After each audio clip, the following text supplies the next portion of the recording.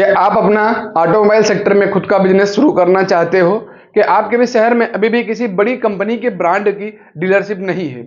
आज के इस वीडियो में हम बात करने वाले हैं टीवीएस, होंडा, रॉयल एनफील्ड जैसी जो कंपनी की डीलरशिप होती है उसको हम कैसे ले सकते हैं। क्योंकि अगर आपने एक बार उसको डीलरशिप ले ली, आपको डीलरशिप मिल गई, तो आप घर बैठे ही लाखों की अर्निंग दिन में भी कर सकते हैं।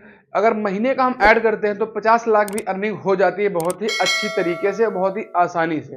तो डीलरशिप लेने के लिए हमको कौन कौन से स्टेप फॉलो करने होंगे, ये हमारे पास कितना बजट होना चाहिए, कितना इन्वेस्टमेंट आएगा, क्या क्या डॉक्यूमेंट एंड लाइसेंस रहते हैं, सबसे इंपॉर्टेंट चीज है कौन सी लोकेशन पे हमको डीलरशिप जल्दी अप्रूव हो जाती है। तो इस तरीके के आपके मन में जितने भी डाउट है सारे के सारे इस वीडियो के अंत तक सॉल्व हो जाएंगे।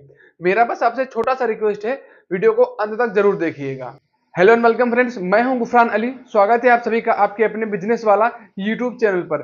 इसी तरीके से एजुकेशन से रिलेटेड वीडियोस देखने के लिए चैनल को जरूर सब्सक्राइब कर दें, साथ में आने वाले बेल आइकन को प्रेस कर दें ताकि हम फ्यूचर में कोई भी अपडेट साझा करें उसकी नोटिफिकेशन सबसे पहले आप तक पहुंचे। चलिए वीडियो को स्टार्ट करते हैं। हम बात करते हैं पहले बेसिक पॉइंट की, जो कि हमारा पॉइंट नंबर 1 है। किसी भी बड़ी कंपनी के जो ब्रांड है उसकी डीलरशिप लेने के क्या क्या फायदे हो सकते हैं या हमको कैसे मिलेगी वो। देखिए, सबसे पहली चीज है, अगर आप किसी बड़ी कंपनी जैसे रॉयल एनफील्ड या फिर होंडा, टीवीएस की कंपनी की डीलरशिप लेते हैं, उसके लिए अप्लाई करते हैं, वो आपको मिल जाती है, तो उसकी एक अलग ही ब्रांड वैल्यू है। आपको ना तो मार्केटिंग कराने की जरूरत पड़ेगी, ना तो किसी को स्पेशली बताने की जरूरत पड़ेगी कि हाँ हमने ये डीलरशिप ली है, क्योंकि इतने कस्टमर्स, इतने बायस मार्केट में उसके बन चुके हैं। अगर आप डीलरशिप लेते हैं तो सीधा डायरेक्ट कस्टमर्स आपके पास आएंगे, जो आपके एरिया के रहेंगे या जो आपके सिटी के रहेंगे, तो उनको सीधा आप टच कर पाओगे, किसी भी दूसरी जगह को जाने की जरूरत नहीं पड़ेगी। सबसे मेन पॉइंट यही था। अब हम बात करते हैं कि और क्या क्या बेनिफिट्स मिलते हैं। अगर इस तरीके की कंपनी की हम डीलरशिप लेते हैं तो हमको मार्केटिंग का खर्चा जो रहता है उससे हमको बच जाते हैं, जो थोड़ा उधर वर्किंग कैपिटल में कम आ जाएगा। इसके अलावा कस्टमर काफी सारे मिल जाते हैं, तो कई चीजें रहती हैं। अब हम बात करते हैं पॉइंट नंबर 2 की, जो कि हमारा रिलेटेड है लोकेशन से। दोस्तों, किसी भी बिजनेस को करने से पहले एक बात विशेष ध्यान दीजिएगा, लोकेशन बहुत ही बड़ा रोल प्ले कर सकती है। क्योंकि जब लोकेशन एक अच्छी जगह पर होगी तभी आपको कहीं ना कहीं जल्दी अप्रूवल मिल जाएगा, और जो आप सेलिंग होगी वो बहुत ही अच्छी तरीके से आप कर सकते हैं। क्योंकि लोकेशन जो इस बिजनेस में लगने वाली है, कम से कम आपके पास 1000 से 2000 स्क्वायर फीट होनी चाहिए, ताकि आप उसमें अपना स्टॉक जो होगा वो रखेंगे। उसके अलावा आपका जो गोदाम होगा वहां पे वर्क होगा, तो मिनिमम लोकेशन 1000 स्क्वायर फीट चाहिए रहती है। इसके अलावा आपके पास ज्यादा हो तो बहुत अच्छी बात है। दूसरी चीज है, सिटी के अंदर होनी चाहिए और आसानी से विजिबिलिटी में होनी चाहिए। ऐसा नहीं कि बहुत गलियों के अंदर है तो कस्टमर वहां पे भी नहीं जा पाएगा। जो हाईवे निकले होते हैं सिटी के अंदर से, उसके अगर साइड में रहेगा तो काफी ज्यादा बेनिफिट साबित हो सकता है, क्योंकि वहां पर आपको बाहर से ही लोग देख लेंगे, आपको ऐड या किसी पोस्टर बैनर की जरूरत नहीं पड़ेगी। तो लोकेशन विजिबिलिटी आपका बहुत एक बड़ा इंपैक्ट डाल सकती है डीलरशिप लेने के लिए। अब हम बात करते हैं अपने पॉइंट नंबर 3 की, कि हमारा इन्वेस्टमेंट कहाँ कहाँ आ जाएगा। उसके बाद हम बात करेंगे प्रॉफिट की, एंड देन बात करते हैं कैसे अप्लाई किया जाता है। इन्वेस्टमेंट की अगर हम बात करें तो हमारा इन्वेस्टमेंट 2-3 तरीके से होता है। पहला, जिस कंपनी की आप डीलरशिप ले रहे हो उसको एज अ सिक्योरिटी अमाउंट, कुछ अमाउंट डिपॉजिट आपको करना पड़ता है। उसके पास मिनिमम 20-25 लाख आपके देने पड़ सकते हैं। वो एज अ सिक्योरिटी डिपॉजिट शुल्क होता है, जो कि हर ब्रांड लेता है अपने डीलर्स को डीलरशिप देने के लिए। उसके बाद अब हम बात करते हैं पॉइंट नंबर 2 की, जो आपका इंफ्रास्ट्रक्चर रहेगा, जो आपका इंटीरियर रहेगा, उसको मेंटेन कराने में अगर बड़ा बाइक का शोरूम खोल रहे हो तो कम से कम 5 से 10 लाख रुपए तक का खर्चा वहां पर भी आ सकता है। तो टोटल हमारा इधर से हो गया लगभग 35 लाख के अराउंड। एंड अब आता है बात स्टॉक की। जब आप स्टॉक मंगाओगे, उसके लिए जितना भी आप स्टॉक मंगा रहे हो, 1 करोड़ 2 करोड़, तो उसके अकॉर्डिंग आपको पे करना रहेगा। एंड देन लास्ट में आता है वर्किंग कैपिटल, जो डेली का आपका खर्चा रहता है। किसी बाइक के स्पेयर के पार्ट्स मंगाने हैं या कोई नई चीज आपके स्टोर में है वो कराना है, तो उन सभी चीजों का जो खर्चा मिला करके हो रहा है वो लगभग 1 से 2 करोड़ के बीच में आएगा, क्योंकि ये मिनिमम है। आपको हर ब्रांड में इतना खर्चा लगभग लगने वाला है। बाकी डिपेंड करता है आप कितना स्टॉक मंगा रहे हो, कितना आपका सेल हो रहा है। एंड तीसरी चीज बात करते हैं प्रॉफिट की। प्रॉफिट 3 तरीके का होता है। एक तो आपका डायरेक्ट सेल के थ्रू आ जाता है, जैसे आपने डायरेक्ट बाइक सेल किया, उसका जो कुछ प्रॉफिट मार्जिन रहता है कंपनीज देती हैं, लगभग हर कंपनी का एवरेज रहता है 10% के अराउंड, तो उतना तो आपको मिलेगा ही, आपको सेल के थ्रू मिल जाएगा।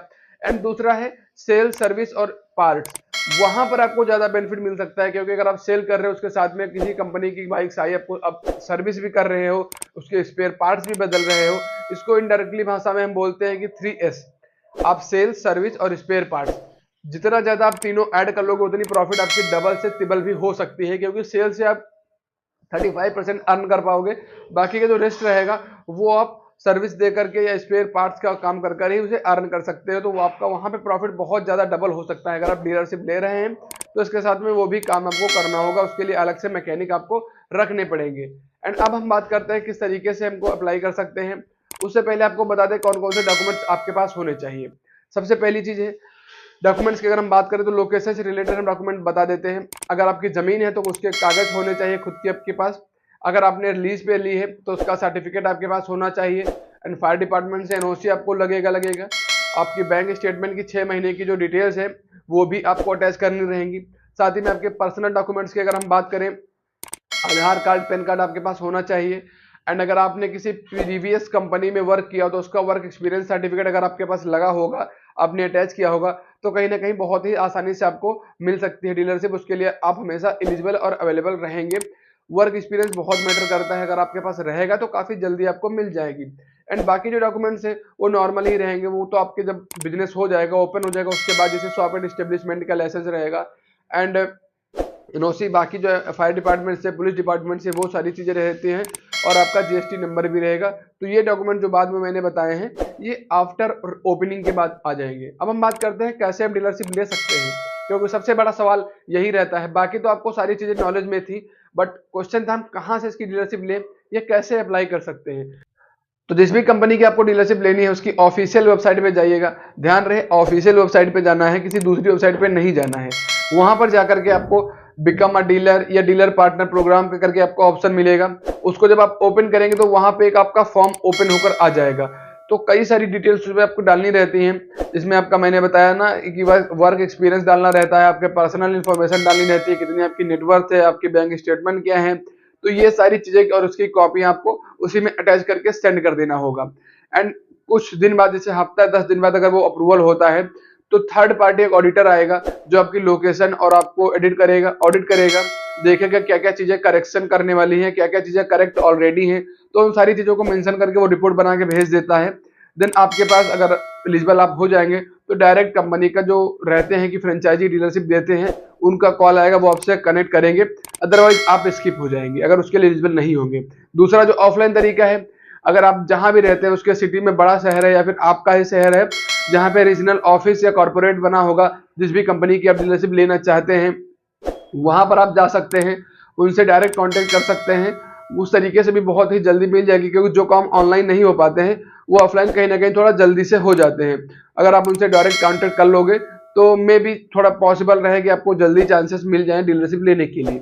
तो गाइस इस वीडियो में बस इतनी इन्फॉर्मेशन थी। मैं उम्मीद करता हूं वीडियो आपको पसंद आया होगा। अगर वीडियो पसंद आए तो वीडियो को लाइक और चैनल को जरूर सब्सक्राइब कर दें। हम मिलते हैं किसी नए टॉपिक पर नए वीडियो में, तब तक के लिए धन्यवाद।